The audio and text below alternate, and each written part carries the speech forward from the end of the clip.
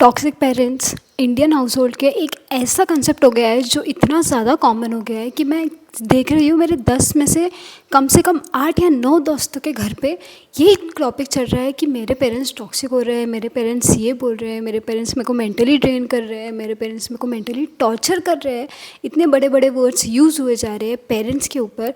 क्योंकि वो अपना जो खुद का जनरेशनल ट्रॉमा है वो अभी तक के कैरी कर रहे हैं और वो पास कर रहे हैं अपने बच्चों पे।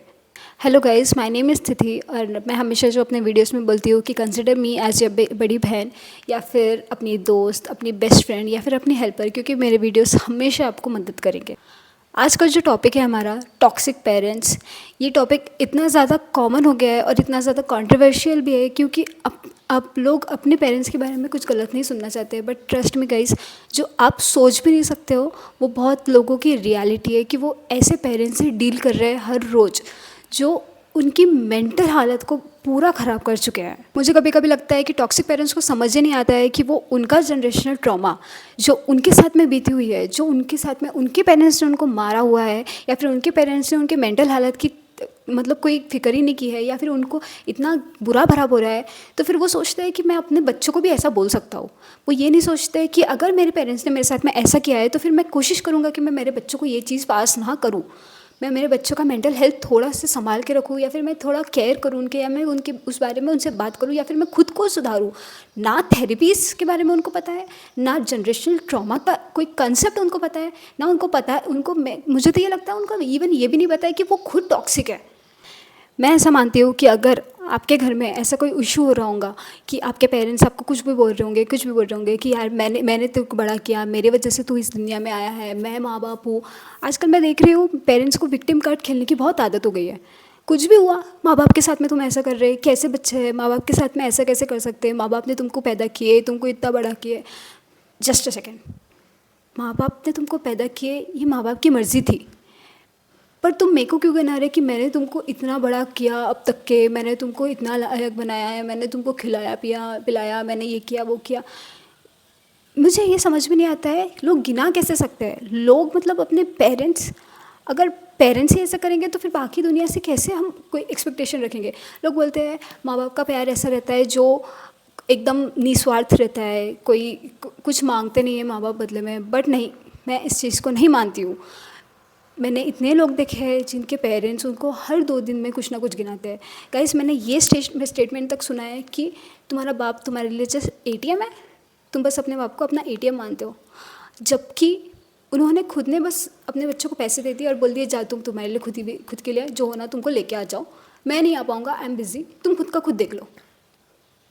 और कुछ टाइम बाद ये स्टेटमेंट आ रहा है कि मैं तुम्हारे लिए एटीएम हूँ। तुम माँ बाप की कदर नहीं करते।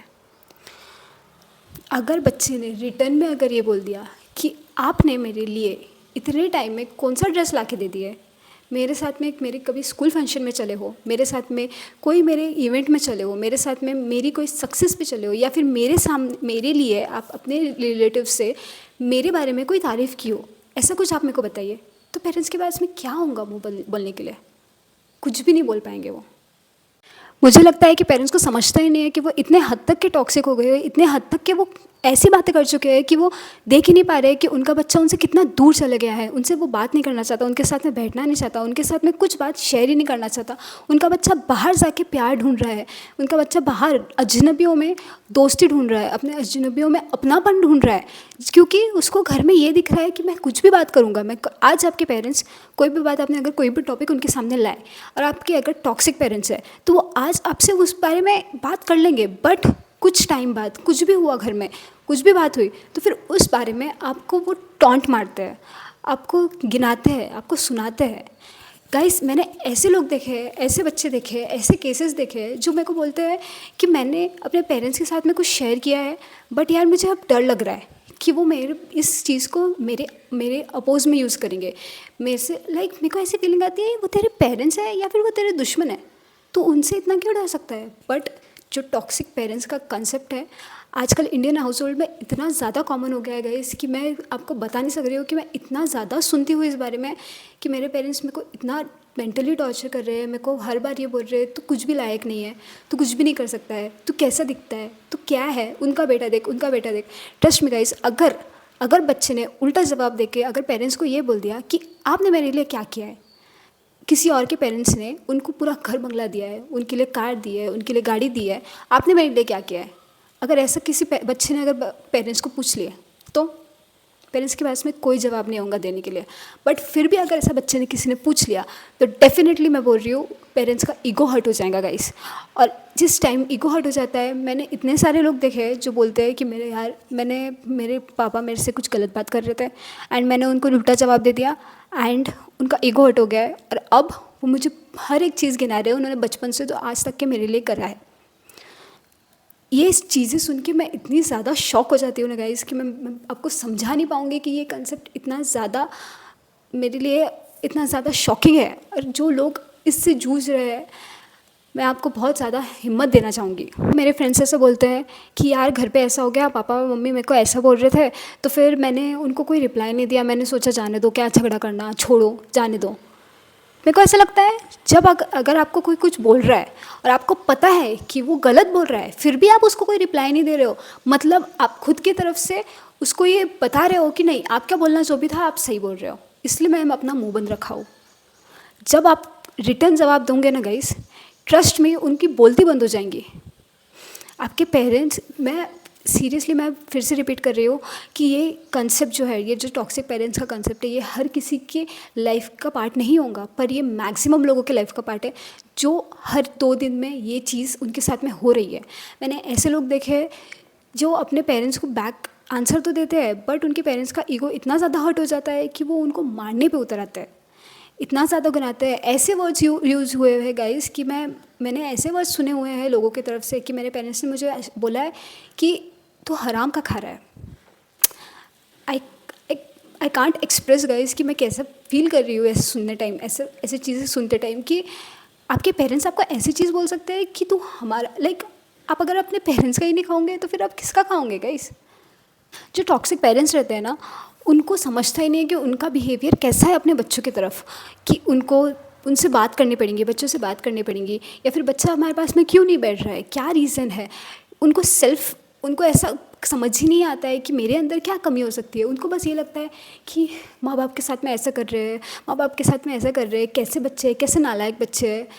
ट्रस्ट मी गाइस, लोगों का इतना मेंटल हालत ख़राब है क्योंकि उनके घर में पीस ही नहीं है। हर 2 दिन, हर 3 दिन में आपस में पेरेंट्स झगड़े कर रहे हैं या फिर अपने बच्चों को कुछ ना कुछ सुना रहा है कि क्या बैठा है, क्या कर रहा है। गाइस, सच बात है ये कि आपने समझना चाहिए कि अगर आप लाइफ में कुछ नहीं कर रहे, आप सही में बैठे हो, आप करियर के लिए कुछ नहीं कर रहे, तो आपके पेरेंट्स डेफिनेटली बोलेंगे। बट टॉक्सिक पेरेंट्स का एक ऐसा कंसेप्ट है जो जिनके साथ में बीत रही है वो मेरी बात समझ रहे होंगे कि सिर्फ टॉक्सिक पेरेंट्स ये नहीं रहते हैं कि वो आपको सेल्फ रियलाइजेशन दे रहे हैं, नहीं, वो आपको हर एक चीज़ में कुछ ना कुछ बोल रहे हैं, हर एक चीज़ में कुछ ना कुछ टोक रहे हैं, वो आपको मेंटली डिस्टर्ब कर रहे हैं गाइस। आई फील लाइक जो बाउंड्रीज रहती है, हमें अपने पेरेंट्स को ये बताना पड़ेगा। एक बार मेरे साथ क्या हुआ था कि मैं एक इवेंट में थी एंड मेरे मम्मा का मेरे को कॉल आया एंड शी वाज लाइक कि कहाँ है तू, कहाँ है, मतलब मैं सारे फ्रेंड्स के साथ में एंड मेरी फैमिली मेम्बर्स भी थे उसमें। मैं बोली मम्मी देखो वहाँ इवेंट में लेट हो गया इसलिए मैं आ नहीं पाई जल्दी, मैं थोड़ी देर में आ जाती हूँ। एंड वो स्पीकर पे था कॉल एंड बाय एक्सीडेंट वो स्पीकर पे था, तो फिर वो मैंने उनको अच्छे से समझाती थी but she continue to like मेरे पे चिल्लाना शुरू कर दिया उन्होंने एंड वो मेरे को डांटना शुरू कर दिया एंड सब लोग मेरे मुंह को देख रहे। मैंने शांत रही, तब मैं कुछ भी नहीं बोली क्योंकि yes she is my mother. मैं घर आने के बाद में अगले दिन मैंने बोली मम्मी ये तरीका आपका सही नहीं था, आपने ऐसा बात नहीं करना चाहिए था, मैंने आपको पहले एक्सप्लेन कर चुकी थी, आप मेरा फ़ोन स्पीकर पे था वो भी एक्सीडेंटली एंड आप ऐसे बात नहीं कर सकते। मैंने कोशिश की कि मैं उनको अपनी बाउंड्री समझाऊँ बट उस टाइम ये हुआ कि मेरे मम्मा ने उन्होंने मेरे को ये बोले कि कैसे औलाद है तुम,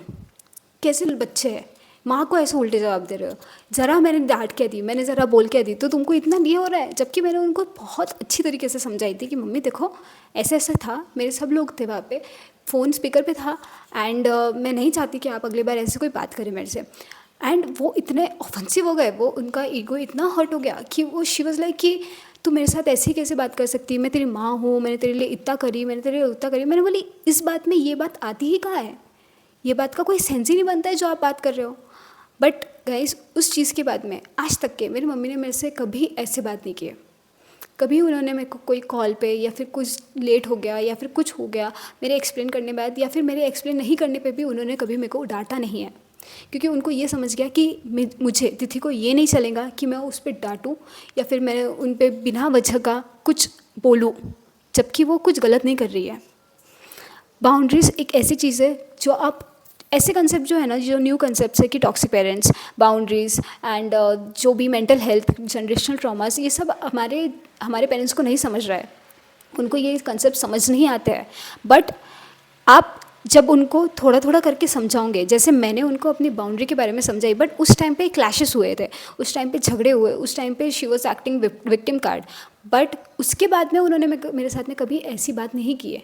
आपको धीरे धीरे अपने पेरेंट्स को चेंज करना शुरू करना पड़ेगा। आपको पता है कि ये लोग बहुत सालों से अपने पेरेंट्स के टाइम से, मतलब हमारे ग्रैंड पेरेंट्स के टाइम से ये सब चीज़ें देखते आ रहे हैं, तो फिर उनके टाइम पे भी ये सब चीज़ें चलती आ रही है। और एंड ऐसा भी नहीं था कि उनके टाइम पे आजू बाजू के लोग बहुत ही ओपन माइंडेड थे कि वो कोई उनको समझा दे, या फिर ये सब जो कंसेप्ट्स है ये सब पहले से आए हुए थे, या फिर हमारी जनरेशन में जितना हम लोगों को पता है कि ऐसे मेंटल हेल्थ का कंसेप्ट रहता है, डिप्रेशन का कंसेप्ट रहता है, जनरेशनल ट्रॉमास का कंसेप्ट रहता है, उनको नहीं पता। तो फिर उनको डेफिनेटली चेंज होने में थोड़ा टाइम लगेगा। थोड़ा थोड़ा करके चीज़ें ठीक होंगी, बट आपको चीज़ों को टाइम देना पड़ेगा, और आपको इस चीज़ के लिए भी रेडी रहना पड़ेगा कि मेरे पेरेंट्स एकदम से चेंज नहीं होने वाले, और मेरे पेरेंट्स से अगर मैं इस बारे में बात करूँगा या करूँगी तो फिर डेफिनेटली घर में झगड़े होंगे, मेरे और मेरे पेरेंट्स के झगड़े होंगे। आपको उस चीज़ के लिए हिम्मत रखनी पड़ेगी कि मुझे मेरे पेरेंट्स को चेंज करना है, मुझे ये कंसेप्ट्स को चेंज करना है, मुझे मेरे घर के रूल्स को चेंज करना है, इसलिए मुझे आज झगड़े करने पड़ेंगे, मुझे आज उनको समझाना पड़ेगा। पेरेंट्स को, हमारे पेरेंट्स को ये लगता है कि दूसरों के बच्चों को डिप्रेशन हो सकता है, दूसरों के बच्चों की मेंटल हालत ख़राब हो सकती है, बट खुद के बच्चों को कुछ नहीं हो सकता। खुद के बच्चों को, ठीक है, हमारे बच्चे तो बहुत स्ट्रांग है, हमारे बच्चे तो, ऐसा कोई कंसेप्ट ही नहीं है कि डिप्रेशन, इतना क्या हो गया, घर में छत है, हम तुमको खाने को दे रहे हैं, अच्छे कपड़े हैं पहनने को, अच्छा सब कुछ है, क्या प्रॉब्लम है भाई, डिप्रेशन तुमको हो ही नहीं सकता। ये सोच है हमारे घर वालों की। आजकल डिप्रेशन हर 2-3 बच्चों में से एक बच्चों को है, बट हमारे घर वाले ये नहीं समझ सकते कि वो हम भी हो सकता है। उनको लगता है कि जो, पता है क्या, जो गलत करता है उनको कभी यही लगता ही नहीं है कि वो गलत है। उनको ये लगता है कि हम तो सही है, हम तो सही कर रहे हैं, हम तो माँ बाप है। इंडिया में माँ बाप का कंसेप्ट ऐसा बताया हुआ है कि माँ बाप भगवान होते हैं, माँ बाप जो करेंगे, जो उन्होंने करा है, जो करते हैं वो ही सब सही है। वो पूरा गलत नहीं है, मम्मी पापा आपके बिल्कुल पूरा गलत नहीं है, बट ये बात आपको समझनी पड़ेगी कि माँ बाप भगवान नहीं है, वो भी एक इंसान है जिनसे गलतियाँ होंगी। वो पहली बार पेरेंट्स बने हैं, उनकी भी पहली लाइफ है, उनसे भी गलतियाँ होंगी, बट वो गलतियों को सुधारने में, चेंज लाने में, चेंज एक दिन में नहीं आता है, या फिर चेंज एकदम से नहीं आता है, चेंज लाने के लिए थोड़ा टाइम लगता है, और वो चेंज लाने के लिए आपको मेहनत करनी पड़ेगी, क्योंकि आप नहीं चाहते कि यही सब चलता रहे, आप नहीं चाहते कि आप अपने पेरेंट्स से दूर हो जाए, आप नहीं चाहते कि हमारी परवरिश ऐसे हो, हमारा बचपन ऐसा गुजर जाए कि हमारे बच्चों को हमको बताने को ये सब ही नहीं रहे कि यार मेरे पेरेंट्स बहुत बुरे थे, या मेरे पेरेंट्स ने मेरे साथ में ऐसा किया वैसा किया। ये सब नहीं चाहते ना, हम चाहते हैं कि हम हमारे पेरेंट्स के साथ में जितना भी हमारे पास में टाइम है, हम अच्छा टाइम बिताएं। इस टाइम को लाने के लिए आपको खुद को मेहनत करनी पड़ेगी। मैंने ये बात सुनी थी कि जो पेरेंट्स, कुछ पेरेंट्स ऐसे रहते हैं, अगर उनको 2 या 3 बच्चे हैं तो फिर वो अपने सबसे छोटे बच्चों को अलग टाइप की पेरेंटिंग देते हैं, और सबसे बड़े बच्चों को अलग टाइप की पेरेंटिंग देते हैं। क्योंकि जब फर्स्ट चाइल्ड होता है तो वो पहली बार पेरेंट्स बने होते हैं, एंड 3rd साल तक के वो बहुत कम स्ट्रिक्ट होने लगते हैं, एंड उनको एक्सपीरियंस भी आने लगता है। एंड वो, आपने देखा होगा कि जो यंगेस्ट रहता है, जो सबसे छोटा बच्चा रहता है, उनके साथ में पेरेंट्स अक्सर बहुत सॉफ्ट रहते हैं, एंड जो एल्डेस्ट रहता है उनके पास में बहुत रूल्स रहते हैं। ऐसा क्यों होता होगा? क्योंकि जब वो स्टार्टिंग में पेरेंट्स बने थे तब उनको कोई ये नहीं बताता था कि नहीं, आपको थोड़ा सॉफ्ट रहना पड़ेगा अपने बच्चे के साथ, आपको थोड़ा, ठीक है, लेट गो करना पड़ेगा उसकी गलतियाँ, आपको उसके साथ में थोड़ा सा सॉफ्ट स्पोकन रहना पड़ेगा। बट वो यंगेस्ट बच्चे के साथ में, वो यंगेस्ट बच्चा पता नहीं क्यों एकदम से लाडला हो जाता है, क्योंकि वो सारा गुस्सा वगैरह अपने बड़े बच्चों पे दिखा चुके होते हैं। आपको उनको बोलना पड़ेगा कि मम्मा पापा आप तो उसके साथ में कैसे हैं और आप मेरे साथ में कैसे हैं। जब तक कि आप उनको बताएंगे नहीं कि ये गलतियाँ हो रही है, तब तक कि उनको रियलाइज़ नहीं होने वाला है, क्योंकि उनकी नज़र में ये गलतियाँ है ही नहीं। बहुत से पेरेंट्स मैंने देखे हैं गाइस, बहुत से बच्चे मैंने देखे हैं जो एक दूसरे से साथ रह नहीं सकते हैं। इतने मैंने लोग देखे हैं कि मैं अपने पेरेंट्स के साथ रह नहीं सकता, मुझे बस छोड़ के जाना है, मुझे बस निकल जाना है इस घर से। ऐसे ही चलता रहा ना गाइस, तो फिर आप अपने पेरेंट्स के साथ में बहुत वैल्यूएबल टाइम मिस कर दोगे। आपको ये चीज़ें चेंज खुद से ही करना पड़ेगा। एंड अगर ये चीज़ें चेंज नहीं हो रही है, आपने बहुत कोशिश कर दी है, तो आई विल सजेस्ट यू कि आप अपना मेंटल पीस को अपनी प्रायोरिटी बनाइए। अगर कोई आपको डिसरिस्पेक्ट कर रहा है, कोई आपके मेंटल पीस के साथ में खिलवाड़ कर रहा है, कोई आपको परेशान कर रहा है, इवन अगर वो आपके पेरेंट्स है, जस्ट गोस्ट देम, डिस्टेंस हो जाओ उनसे, उनसे रिश्ते तोड़ दो गाइस। क्योंकि उनका जनरेशनल ट्रॉमा, उनकी चीज़ें आपको कैरी करने की कोई ज़रूरत नहीं है। आपको ये समझना पड़ेगा कि पेरेंट्स आज है, पेरेंट्स कुछ टाइम बाद नहीं होंगे। आपको अपना मेंटल पीस देखना पड़ेगा। आपको हर चीज़ में आपको ये नहीं बोलना पड़ेगा यार मेरे माँ बाप हैं, मैं कैसे रहूँ उनके बिना, मैं वो टॉक्सिक भी है, वो हमारे तो हर 2 दिन में घर में झगड़े हो रहे हैं, मैं परेशान हो रहा हूँ, पर फिर भी ठीक है मैं साथ में रह ही लेता हूँ। प्लीज़ प्लीज़ खुद के साथ में ऐसा मत करिए प्लीज़। टॉक्सिक पेरेंट्स, मैं समझती हूँ आप लोग बहुत, जो भी जिसके पेरेंट्स टॉक्सिक है, बहुत मतलब मुश्किल होती है ये सब चीज़ें संभालना, अपने पेरेंट्स को समझाना, अपने जनरेशनल ट्रॉमास जो उनके हैं उसको छोड़ के अपन आगे बढ़ना बहुत मुश्किल होता है। बट ट्रस्ट मी गाइस, अपने बच्चों को हम ये नहीं देना चाहेंगे, हम ये सब चीज़ें छोड़ना चाहेंगे। वो बेल्ट से मारना, या फिर वो ऐसे ऐसे वर्ड्स यूज़ होना कि मैं तेरे लिए एटीएम हो गया, या फिर ये ऐसे वर्ड्स यूज़ होना कि हराम का खा रहे, या फिर हमारे हमारे टुकड़ों पे तो पले हुए हैं, मैंने तो आज तक तुम्हारे लिए ये सब करके दिया, वो सब कर दिया, या फिर घर में झगड़े होना। अपने आप को चूज़ करो। ऐसा सब हो ही रहा होगा, आपने चेंज करने की कोशिश किए होंगे, आपने सब कुछ चीज़ें किए होंगे, फिर भी चेंज नहीं हो रहा होगा। डेफिनेटली अपने आप को चूज़ करो। आपके पेरेंट्स चेंज होते होंगे तो फिर कॉन्ग्रेचुलेशंस गाइस, बट अगर नहीं हो रहे होंगे तो प्लीज़ प्लीज़ प्लीज़ प्लीज़ अपने भाई बहनों के बारे में सोचो, अपने आने वाले फैमिली के बारे में सोचो कि आप जहाँ शादी करोगे, या फिर अपने पार्टनर, अपने बच्चों के बारे में सोचो कि आपको उनको बहुत अच्छी ज़िंदगी देनी है। आप ये सब ट्रॉमास को कैरी नहीं करना चाहते। मैं आपको बहुत ज़्यादा स्ट्रेंथ भेजना चाहूँगी, मैं आपको बहुत ज़्यादा प्यार भेजना चाहूँगी अगर आप ऐसी सिचुएशन में होंगे। एंड कोई बात नहीं गाइस, बुरा टाइम सबका रहता है, और बुरा टाइम सबका टिकता नहीं है। कोई बात नहीं, सब ठीक हो जाएगा। And all the best. I love you guys. Bye bye, take care.